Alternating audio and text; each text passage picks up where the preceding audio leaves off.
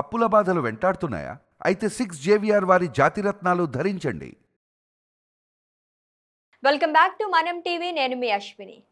విజయనగరంలో పేలుళ్ల కుట్ర కేసులో అరెస్ట్ చేసిన సిరాజ్, సమీర్లను 5వ రోజు పోలీసులు విచారిస్తున్నారు. ఈ క్రమంలోనే సిరాజ్, సమీర్ ఇద్దరూ జిహాద్లే అని దర్యాప్తు బృందాలు నిర్ధారించాయి. ఇప్పటికే సిరాజ్, సమీర్లకు అందిన నిధులపై దర్యాప్తు బృందాలు పక్కా ఆధారాలు సేకరించాయి.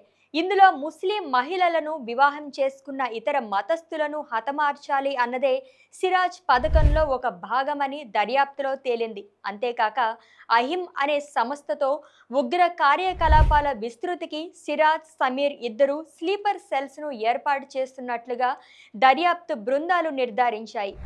దీనికోసం 12 మంది యువకులను స్లీపర్ సెల్స్గా ఏర్పాటు చేసి వారిని మానవ బాంబులుగా పేల్చాలని సిరాజ్ పన్నాగం పన్నినట్లు సమాచారం. ఇది మాత్రమే కాకుండా సౌదీ హ్యాండ్లర్ హైదరాబాద్లో పేలుళ్లు జరపమని చెప్పినా తాను మాత్రం విజయనగరాన్నే ఎంచుకున్నట్లు తెలిపాడు.